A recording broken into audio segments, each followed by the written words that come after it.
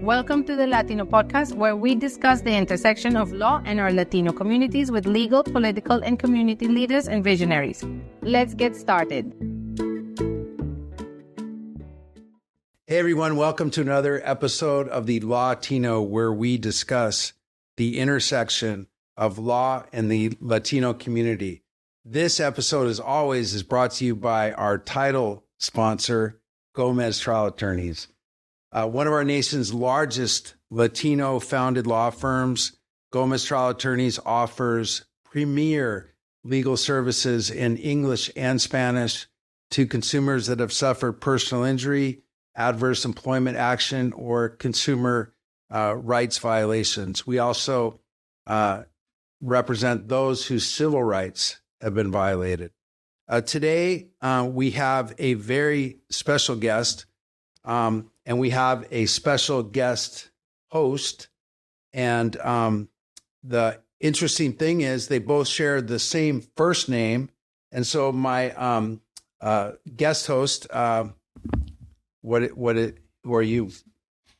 Hi, everyone. My name is Vanessa Felix Corona. I am a law student at Thomas Jefferson School of Law, and I will be co-hosting today's podcast with John Gomez. I love it. And so we actually have Lorena here. Lorena Gonzalez is the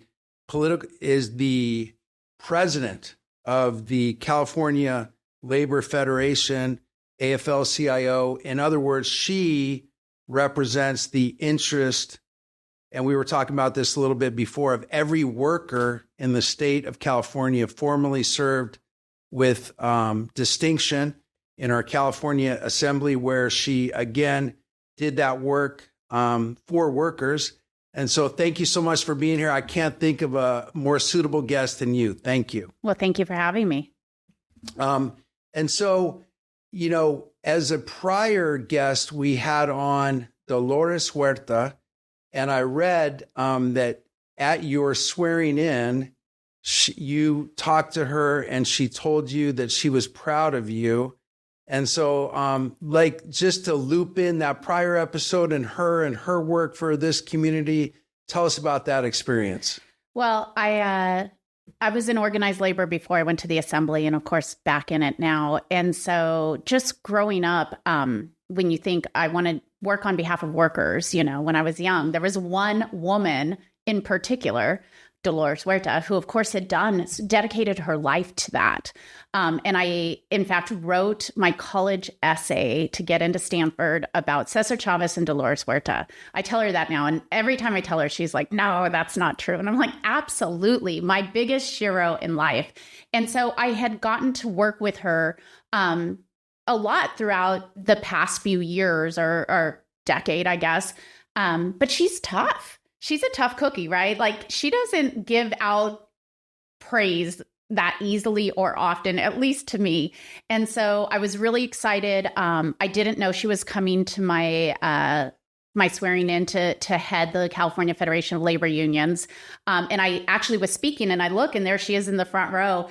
And I was so excited. And then after she came up afterwards, and she said, I just want to tell you how proud I am of you. And to me, because, you know, in a way, she's not effusive with praise, and that's a good thing. She has high expectations of everybody around her. But I knew for me in particular, as a labor leader, as a Latina, standing on her shoulders by all means, for her to tell me that she was proud of me, I think probably was one of the kind of most exciting things that had happened to me.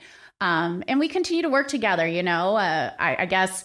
Later that same year, a couple years ago, we walked for miles. I walked for 37 miles, but there was like a 500-mile march with farm workers. And she walked, you know, she's in her mid-90s now, but she walked for a good mile. And I just thought, oh my gosh, if, you know, 15-year-old Lorena had known that one day you would do everything you set out to do and be standing next to Dolores Huerta, walking on behalf of farm workers throughout California to get a bill signed, like that would be the ultimate, like I couldn't even believe that would someday be my future. And so it's pretty exciting when, you know, your real life living hero says something like that to you.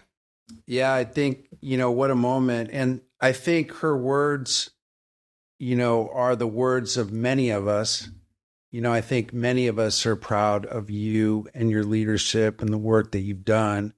In terms of being the president and leader of this organization, how many workers are we talking about? So in California, there are about 2.3 million union workers who are not solely members of the teachers union. The teachers union, there are members of the teachers union who are part of our federation, but some of them are outside. So there's about 2.5 million altogether, but within the federation, there are 2.3 million workers. They represent 1,300 different small or large local unions. So everything from plumbers and pipe fitters and construction workers, laborers, to pilots, to nurses, firefighters, janitors, custodians at schools, you name it, we probably represent them. If they have a union or have ever tried to have a union, there's workers that we represent in California.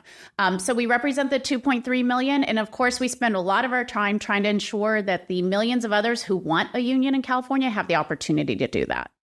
Amazing. And so, when we had Dolores in here, I was, just kind of scratching my head about, the idea that she was able to coalesce this support around, her as a leader with Cesar, as in that time, a real pioneer, as a Latina, really leading, this group and this movement.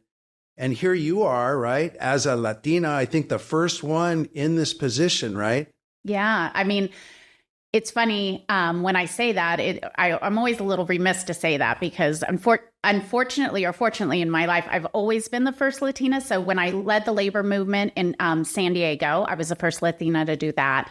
Went to the assembly. Of course, there's been Latinas, but there weren't many. I was the first Latina to chair the Appropriations Committee in California, and now the first Latina to head the California Labor Federation, AFL-CIO, and one of only two Latinas in the nation. The head of the Nevada AFL-CIO, Susie Martinez, is also Latina, but it's rare. And I think that's okay. We should celebrate that. But most importantly, I plan to not be the last. That's what matters the most. Love it. And so we have here with us, a rising leader in law, a proud and strong Latina who's active in her community. Why don't you ask a few questions and jump in here? Thank you. Yeah. So as the first Latina, or the first of many more to come, what advice do you have for young Latinas that are looking to whether get into politics or in other leadership roles? So I have a ton of advice, and I'm always here. The other thing is I will always give you advice, whether you ask for it or not. But really, when Latina, especially young Latinas, reach out about career advice or about advice in a professional setting in law, of course, we didn't discuss this, but I am an attorney. I just kind of went a different way with my law degree. But I think there's a couple things. One, be who you are. I think this took me a long time to understand. I thought, partially because I was going to be the first in so many ways, though, to be the first, you're like, well, how do I acclimate myself to what is expected? And it took me a while. And now, of course, I'm older, more mature. I understand, no, what actually made me special is who I was, not trying to be something that I wasn't. And that may sound, catchy and cute. And like, of course, be yourself. That's what's important. But it's really important. I'll give you a couple examples. I'll remember when I first went to the legislature, I tell the story all the time, but it absolutely happened. I had to make the decision. Am I coming to the legislature as, a woman, as, the same, all these legislators, these assembly members who have been here, or myself, right? And I got there and people would tell me like, you can't do that. I was like, is there rules? Are they written? Where are these rules? Like, what can't do? I will follow if there's workplace rules, laws, whatever. Tell me those. No, there's norms, because we were in an institution that had been founded, 150 years beforehand and run by old white men. And let's be honest, right? And I'm like, oh, okay, so these are somebody else's rules, but they're not real rules. Like we didn't vote on them or we didn't agree to these. These are what the rules, if you will, with quotes, this is how you're supposed to act. And I just thought if I do that, that won't work for me. And so I said, I'm just going to be myself. But I remember the first time I had another legislator and I was talking about a bill I really believed in. And he was like, I'm not sure what I'm going to do. And I'm like in his face and I'm like, you don't understand. I got to tell you about my constituents. And I'm just getting very passionate. And he's like, hold up. He's like, why are you yelling at me? And I'm like, I'm not yelling. This is just, I don't have an inside voice. This is what happens when I really care about something. And I think they got used to it. I just decided this is going to be me. If I have a lot of emotion, a lot of passion, it comes out. And that's what makes me effective to advocate on behalf of the people who I advocate on behalf. And that's what I'm going to do. And it's okay. So being yourself sometimes, yes, we say that, but sometimes in those situations, it's uncomfortable, right? Because you have to challenge the norms. But I think that that's what makes us good representatives of our community. I think that's what makes us relatable to our community. And I think that that's what gives us the edge in any kind of profession. Great. Yeah, great answer. That was amazing. Do you feel like you ever went through imposter syndrome in this entire process? And how did you overcome that? Oh my gosh, I still suffer from imposter syndrome. So I think this is really important because we say something in my household a lot, like, you're projecting something on somebody else. It's about you, right? Imposter syndrome is always about us. So there are times even now, I went to the White House just recently for Hispanic Heritage Month, big celebration, Biden. There's important people everywhere. I brought my son, actually. He didn't want to go with me before. Finally, he's 21, graduating from UC Santa Barbara, decides like, oh, yeah, maybe I should go to some of these things. And we're walking in and he's like, so is it weird to be this important? And I'm like, oh, I'm not. Like, I just ended up on somebody's list. And then I thought, that's really dumb. Why am I putting this, my own imposter syndrome? And that's what it is. Like, well, I don't really belong in the White House on Hispanic Heritage Month. Of course I do, but I was like, oh, no, this is just, kind of, I'm just the background. And it's important that we recognize that when we vocalize imposter syndrome, when we accept it, we are ensuring that the next generation is also going to go through that. So it is a requirement for us as sometimes the first or in a surrounding where we feel like, well, I don't belong here. I don't know. My parents could have never imagined this, or how did this happen? If we want to pave the way for that next generation, we've got to get over ourselves. And so that's what I try to remind myself. It's not always successful, still suffer, but. And what inspired you to pursue this career? So I often tell my story, and a lot of people get hung up on half of it. So it's important for me to tell the whole story. So my father came to this country, and this is the half that, especially in our community, everybody's like, oh, the daughter of a farm worker. So my father, like so many others, came to this country to try to make a better life. Him and a lot of his brothers and sisters at different times. My grandfather had been a bracero. So when my father came across, he first worked in the strawberry fields in North San Diego County. He later moved to packing houses and then to small business. And so, of course, that had a profound effect on how I thought about immigration, what I think about farm workers and the whatnot. But the truth is that my parents got divorced when I was super young, like before I can even remember, I think under 1 probably, or 16 months or something. So I was raised primarily by my mother. See, everybody loves the daughter of a farm worker story, and it's important. My dad still lives in Oceanside. He taught me a lot of things, but it was my mom who really made me who I was. My mom was a single mom of 3. I have 2 older brothers. And she was a nurse. She was a nurse who had only done 2 years of community college. She went to East LA College and became a nurse at Tri-City Hospital.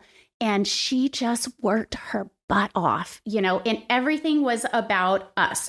We had everything we needed, definitely not everything we wanted, but it's like the basics. I'm going to buy a house. I'm going to have a car and run it into the ground for 20 years, but I'm going to make sure that you go to school. You go to a college. I know nothing about college, so wherever you choose to go was fine. And we all went to different kind of paths. But she was just kind of like, I don't know. I'm just going to do what I can do. And my mom worked, often 2 jobs, sometimes 3 jobs. She'd work all the calls she could, everything she could do in at that time, really pink collar career. At that time, a non-union career. She worked hard to get the union in her workplace, but that didn't happen until the very end of her working at Tri-City after 40 years. And her commitment to helping people and helping others. And one of the things she taught us, I think about this sometimes because we were so working class, right? It was like she made sure we were fed, often bean burritos, but we were fed every night. We had a house that was wonderful. She bought a house. It was really important to her. We were clothed. Everything was fine, but there weren't a lot of money for extras. And I remember Christmas time, she would say, okay, well, what we're going to do is we're going to go buy toys for kids in the orphanage in Tijuana. And I was like, what about toys for me? But she was very much on like, no, you don't complain, because no matter what you have, first of all, she'd say, no matter what you have in the United States, it's better than what other people don't have, and often in Mexico, because that's where our connections are from.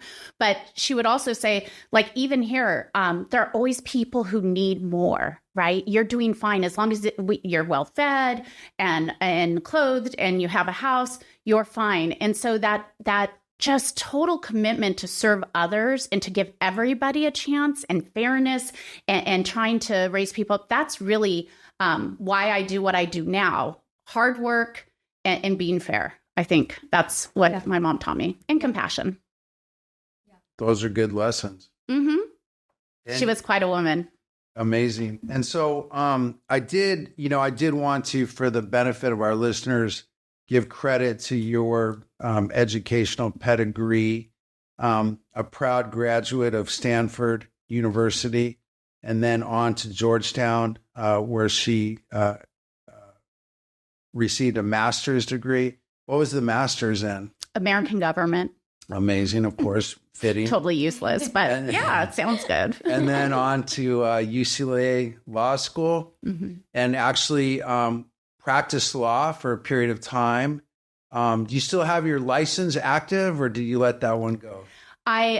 Today, my license, I'm inactive attorney. When I came back to labor, it's kind of funny. I've kind of bounced back and forth. The reason I'm inactive is I like to tell my unions, I'm an attorney. I'm not your attorney. Right. So yes. I want to make sure it's very clear, even though I'm an attorney in my position, that number one, I'm not giving them legal advice, or somehow they think something they tell me is necessarily confidential.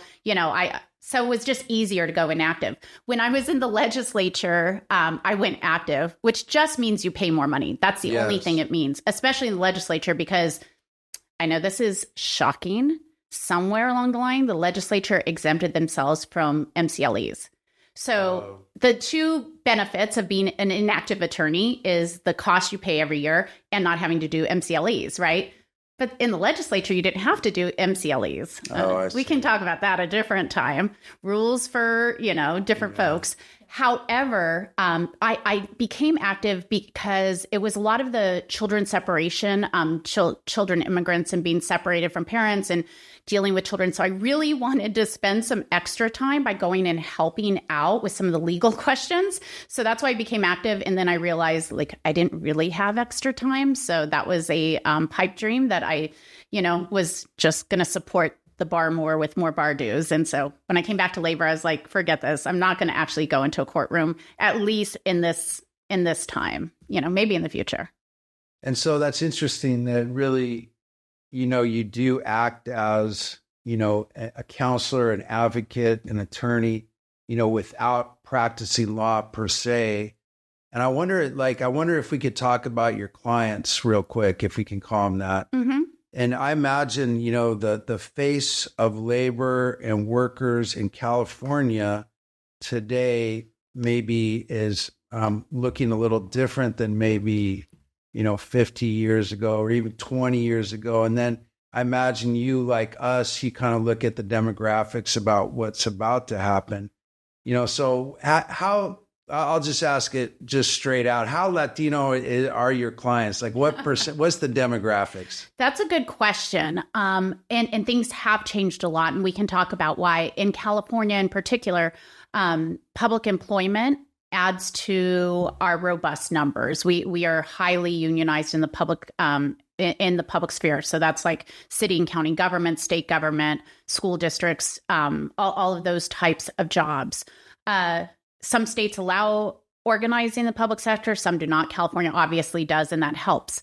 But if you think about it, for a long time, though, in the public sector, Latinos were left out of the public sector. It had a lot to do with some lawsuits and things that had to do with immigration status and citizenship status, actually. And so it took longer for the labor movement, I feel like, to catch up to society and our numbers in society. But we're pretty close now. We're obviously almost... 90% of our farm workers are Latino, and they're unionized farm workers.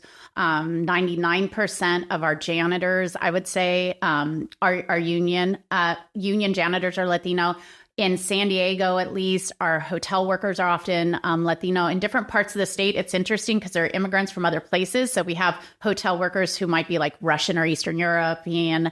We have Asian folks, Haitian now. So it's usually kind of the newest immigrant who are doing the, I don't want to say the hardest work, the most backbreaking work almost. And of course, in the construction industry, that's changed considerably. We're over 50%, I believe, in the construction industry. So we're almost reflective, I think, of the workforce, and we're quickly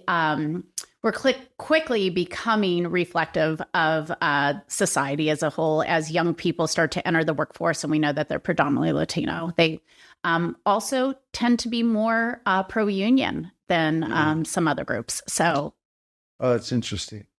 And like, I just got to ask, like, if I drive like through the Imperial Valley on a hot day and I'm looking out there at those, workers, and, I learned from reading a little bit that you actually pioneered legislation to get them overtime pay.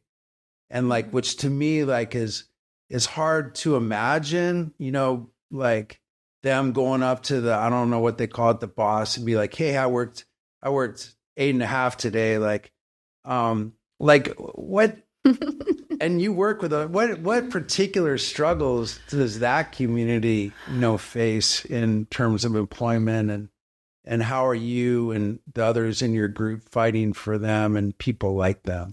So that's a great question. And it's broader than just California. In fact, California, like on everything to do with labor law and law in general, is a little different. But it goes to kind of the intersectionality we have with other people of color. So if you take it all the way back, agricultural workers were left out of national labor law. And the reason for that is because when President Roosevelt, who I thought was a great president, but they were trying to get, minimum wage and some basic labor protections for workers, there were Southern Democrats at the time who were like, that's fine, just can't be for my agricultural workers or for my domestic workers. So those two were left out of the National Labor Relations Act because they were vestiges of slavery. So at the time, those workers in the early 1900s were actually Black and former slaves often, or descendants of former slaves. And these, in order to get enough votes to pass, we cut out those workers from basic labor laws, to be honest, child labor laws. I mean, so many. And some states, they're still cut out. So luckily, we're in California. Demographics have changed, but those vestiges exist. So now in domestic work and farm work, you often see, we went through a time when you saw a lot of Asian immigrants and then kind of settled on Latino immigrants, although there's some others, but mainly Latino immigrants. Newest immigrants almost always in those professions, still without the same basic labor standards that you would have in other jobs. So in California with farm workers in the 1980s, 70s and 80s, actually under Jerry Brown the first time, we got the right of farm workers to organize. The ALRB is a standalone entity in California that gives them the right to organize. They can only organize in 2 or 3 states to this day. then, and we were able to do that because we're not preempted from federal law because they were just left out of the federal law. So we had minimum wage for farm workers get enacted in California so that they have the same minimum wage as everybody else. All right, so we're slowly getting there. Well, when I was in the legislature, one of the big things, of course, is we pride ourselves on the 8-hour day in California, but for farm workers, there is no 8-hour day. There was a 10-hour day. And we have all kinds of complex, of course, anyone listening to this, overtime rules, 40 hours a week, at 60, you get double time. If you work 6 days in a row on the 7th day, you got to get double time. We have these rules for everybody except farm workers. So the United Farm Workers came to me and said, will you try this bill? It's been tried half a dozen times over the last 40 years, but we think like your story, what you've done for farm workers, understanding how the demographics have changed, we think you could possibly get this through. So we did. We fought hard to get overtime for farm workers. Now, you think that people would be embarrassed to be like, yeah, no, not them. No, it was the craziest fight you ever saw. You saw people, even some Democrats, but mainly Republicans, standing up on the floor of the assembly, reading from the Bible to justify not giving, overtime. I was like, let me get my Bible. I'll show you where it says you pay workers correctly. We had straight out fights. It died the first time on the assembly floor the year that it passed. And then we kind of did this procedural gimmick to get it back out. We luckily had 2 Latino legislators who were the head of the Assembly and the head of the Senate, and we brought it back and it barely passed. And then Governor Brown, again, signed it. So I'm really excited about it, but I do have to say, this is really important. We're never done. Domestic workers still aren't treated the same as every other worker. That's still something that's missing. Mainly agricultural workers are, but there's some exemptions. And this is crazy. And everybody thinks I'm crazy to care about. There's like 70 goat herders in California. Sheep herders and goat herders actually are exempt from overtime rules. And in California, it's a very isolating job, right? You have goats, they're out way in a pasture by themselves. They get a trailer. They bring in some indigenous, basically guest worker from Peru, almost always from Peru, and stick them in this trailer where they're completely isolated from everybody. They don't get overtime, but in California law, they're okay because they have housing. And they work for basically 3 years, and then they're sent home for a month, and then they reapply for their visa. So someday I will make sure that goat herders also have the same rights as everybody else. But this is what it comes down to. It's always like making sure nobody's excluded from what we assume and accept is common practice for everybody. Amazing work. Yeah. You got some more stuff? I do. I have a few questions. So like you said, you've long been a voice for workers and union rights and economic justice. How did you get started in that? I did read online that your first summer job was handing out bags of food to workers. So how did you get there, and what brought you to here now? So I grew up in North San Diego County in Oceanside and Vista. I went to high school and middle school in Vista. You go to Vista High School? I went to Vista High School. Okay, yes, sir. It was not a pleasant time to go to Vista High School. It's funny. No, you got cred now. Like my middle school teacher, she reached out not too long ago, and she said, how were you designated GATE? How they did GATE designation, whatever, gifted. She's like, because at that time in Vista, we didn't test any Latinos, let alone a Latina. And I was like, oh, no, they found me in Oceanside. I just kind of grandfathered in. She said, yeah, I didn't have another Latina in GATE for 12 years after you. Oh, think about that. It was a different world. But I grew up in kind of this craziness in Vista, and had met Jerry Buckowitz, who was then working in organized labor. He actually was my predecessor at the San Diego Labor Council. But his daughter and I were very close friends, best friends in high school. And so he said, you want to come for the summer and work at what we call labor participation, or kind of the food bank, the community services for labor unions, the summer before I went to Stanford. And I said yes. And that's when I handed out, in fact, food banks bags to striking carpenters at the time, but really seeing what people had to do to put themselves out in order to force an employer to pay them more. And it was just amazing when you talk to striking workers, and that's kind of your first, I mean, it wasn't organizing workers, although I watched my mom try to organize. It wasn't, people that are happy. It was people who were coming together, empowering themselves against their employer, withholding their labor in order to do more for themselves and the next generation of workers. It was so inspiring that I was sure that in my life, I would do something with labor. I never imagined I would be the head of the Labor Federation. Yeah. Wow. And how do you balance the needs of workers as well as while considering the issues involved with like corporations and businesses and things like that in the community? I think that corporations and big business have plenty of people who worry about them. In fact, a disproportionate amount of people in power worry about stock prices and entrepreneurship and innovation and how big and powerful and how much money these folks can make. They have their advocates. And in fact, I'd argue that they have way too many of them. And so I don't think of my job as being a balance. Obviously, we want companies to exist, right? Workers don't exist if corporations don't exist, if businesses don't exist. However, we want to make sure that the people who are enriching that business, the people who are doing the work for that corporation, the people who ensure that that CEO gets to make now ridiculous amounts, close to, hundreds of millions of dollars, that they're taken care of too.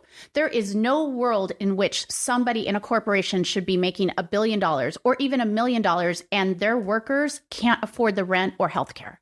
That is unconscionable, immoral. And so for me, I don't think it's a balance.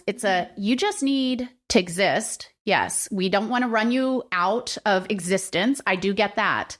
But you need to ensure that the people who are doing the work, the people who are making you wealthy also get to benefit from that.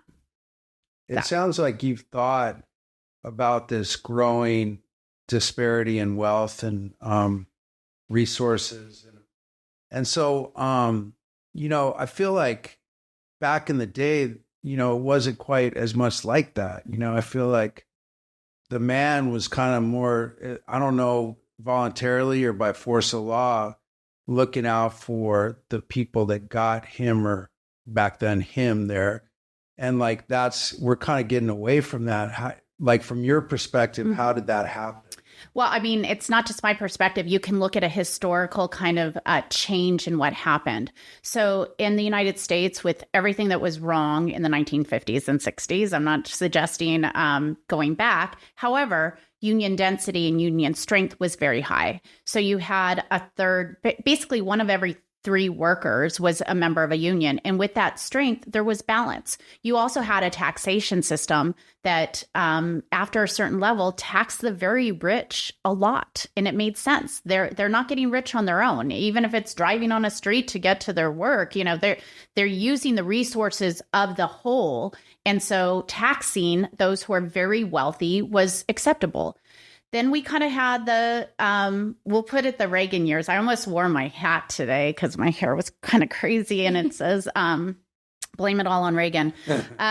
Although he did do amnesty. Let's remember that. I have a lot of family members and friends, parents who are here legally now, thanks to Ronald Reagan. But he really did destroy our economy long term. He destroyed the power of unions. He was helped along by my favorite president, terrible for labor, but a good person, Jimmy Carter. Not favorite. He's my favorite right now because he's going to die. But Joe Biden's my favorite labor president, let's be honest. But we had a series of things that happened that continued to push away working people and their power from those who had the most. And so we lowered taxation. We made it almost impossible to enforce labor laws. We've made it almost impossible to join a union. We've destroyed unions. Like Reagan actually went in and blackballed every air traffic controller who went on strike. That had such a chilling effect on unionization. So as we kind of went through that, what we are seeing now is the effects of that rigged economy, if you will, where we now are accepting that I saw somewhere and there were like 60 plus billionaires are giving to Donald Trump. Okay, whatever. They're giving to Donald Trump. Why are there over 60 billionaires in the United States? Like billionaires. Now we're talking about maybe there's going to be a trillionaire.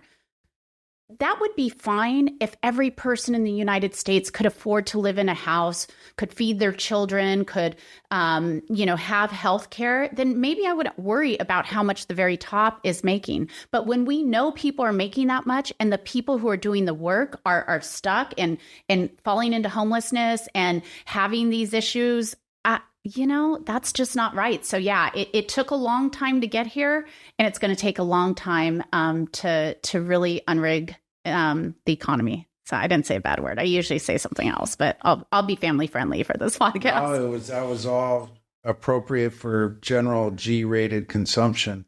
And so, do you feel like? I mean, my sense is that I don't know. You tell me.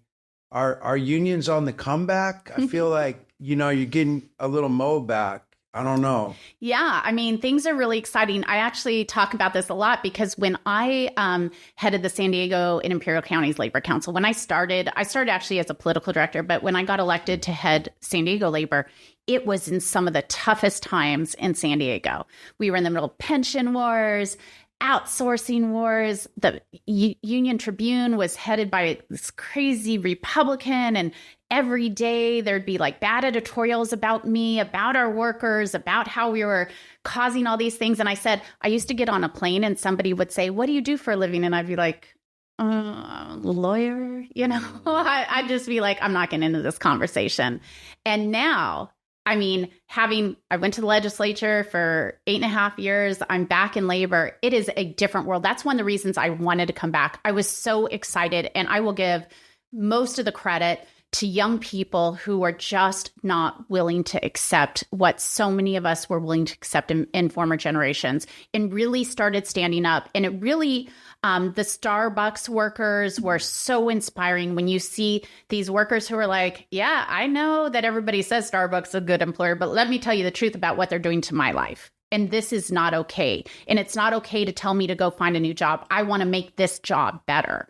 They really kind of just started embracing unions as the hope to really be in a different financial position. You have young people who are like, have no hope of having what their parents had. So they're like, okay, there is one organization that wants to fight for me in this workplace. And so there is, it's documented, the change in attitudes towards unions. We have 60 to 70% approval ratings. That's higher than any institution that exists. That's a lot higher than lawyers. A lot higher. I know. I'm not saying I'm a lawyer anymore, right? I'm a labor leader now. I get on that plane. I'm like, what do you do? I'm a labor leader. With young people, this is shocking to me. With young people under the age of 30, we have approval ratings of about 90%. That I'm like, I always tell our folks, like, we're more popular than God. I mean, that's scary. That's a lot of responsibility. It's a lot of responsibility to continue with this excitement, to give people that hope, to not cut bad deals, to not sell out, to not just give in to politics. It is our responsibility to provide an institution that really does fight for every worker. And that's what we hope to do in California. Love it. Got anything else? Yeah. So clearly you're very passionate on this topic. And I think me and John can both say that we feel the passion in the room. And so with that, what kind of goals are you guys focusing on right now with the California Federation? There's a lot going on. So obviously we do a lot of support for organizing workers. That's continued to go. Right now, we're in the middle of election season. I don't like to talk too much about politics, but the truth is how things go nationally, both with Congress and the presidency, can affect our rights. We've seen under President Biden how much can be done to help and actually contribute to workers organizing. He has done everything in his power, even without a Congress who's gone along with it, to really get a National Labor Relations Board that is aggressive, that is for us. So that's important as well. But the one thing I think that we're going to be talking about in the next year or two that is really important is the future of workers.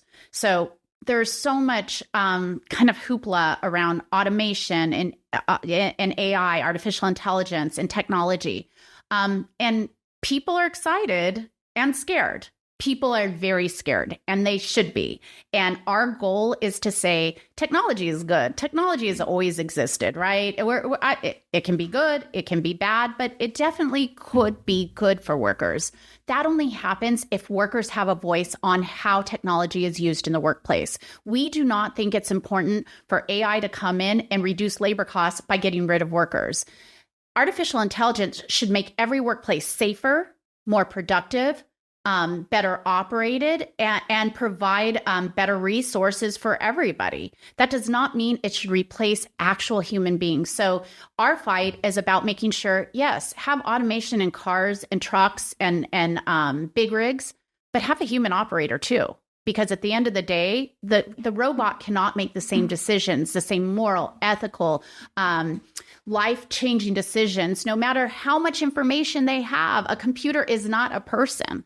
And we know, and you all, of course, doing personal injury, know that we have a lot of room to make workplaces safer, to make society safer. You don't do it by just reducing labor costs with a computer. You do it by combining the best of innovation, the best of technology changes with the best workers in the world. And that's what we have in America. So we have an opportunity, and it is, are we going to push aside the needs of working class and middle class Californians who need a job, want a job, can make our jobs better in some push or view for like innovation and technology, Silicon Valley, without thinking about what that does to workers, to safety, to our workplaces. So that, I think, is going to be the big issue in the next few years.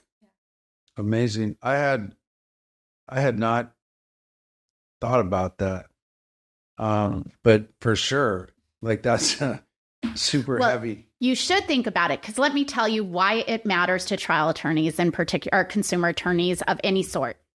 And this is something that I'm really disappointed our governor vetoed what I thought was almost a easy AI regulation bill. One of the big problems we have in I'll break it down to an actual workplace, right? Let's say in a hospital, you now have artificial intelligence telling you what should be done to a patient, right? Sometimes it's so strong that it's hard for the human being, the nurse, who went to nursing school, who passed all the boards, to override the computer, right? We don't know who programs that computer. Did the person who programmed that computer, are they qualified to practice medicine in California? Where's the liability? If that computer is wrong, is it on the nurse because she couldn't override it in time? Is it on the hospital? Is it on the tech company that provided the, there's a lot of questions about liability and technology. And I think the technology community and this governor, unfortunately, have been kind of like, well, we don't want to slow down innovation. Why are we going to attach blame? We have the same thing going on with driverless vehicles in like the Bay Area, that these taxis are going on. Who's liable when that doesn't work out?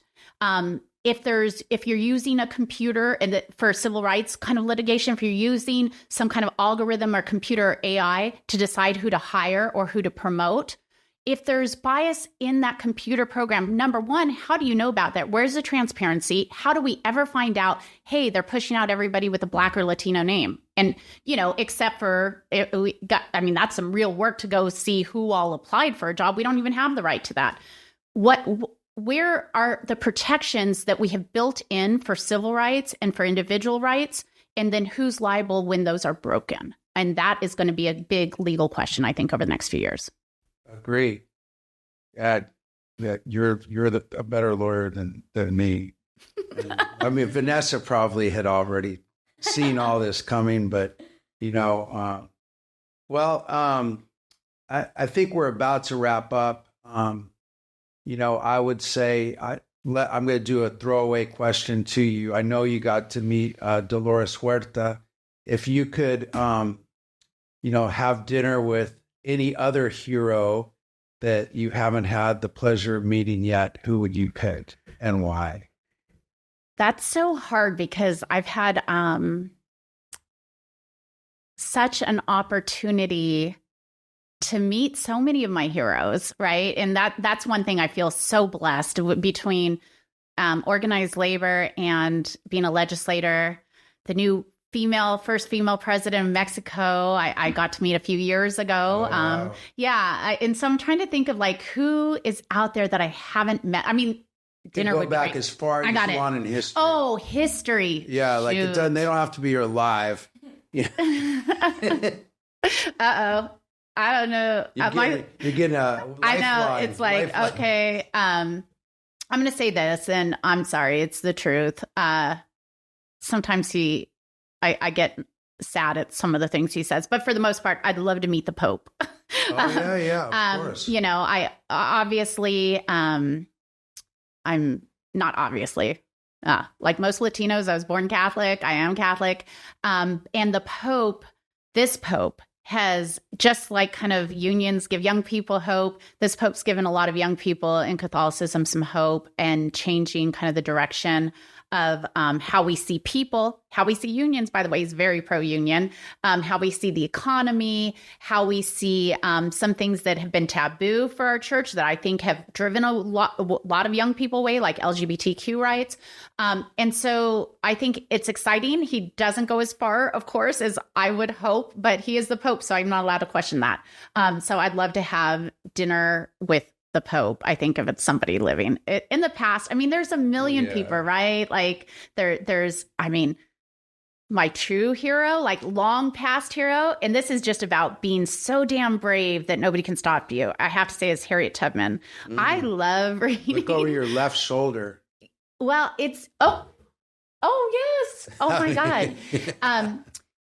Partially because there's something I think about women in certain times, and just being a woman, even now today, where we're like still looked at differently, and being so brave to take on anything or anyone or any challenge, and still moving forward when people just try to tear that down. And where does that strength come from? I think is always the question I want to ask brave women, in particular women of color, who are willing to be like, yeah.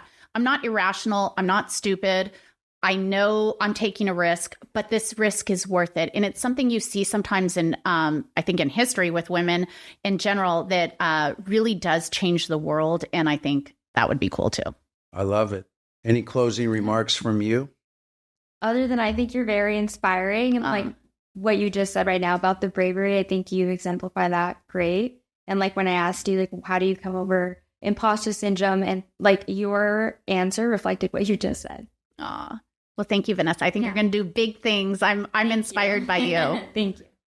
Yeah. So I want to thank my special co-host for today and a past guest on the podcast, Vanessa Felix Corona, who is the president of the La Raza Students Association at Thomas Jefferson Law School. We're very proud of her and the work that she's doing. She's actually is now planning a 3-school mixer of all the La Raza students. And I'll tell you, these parties, if you've been to a gathering lately, they just get bigger and bigger and bigger. It appears that there's going to be more and more Latinos and Latinas, within the legal and, public policy world.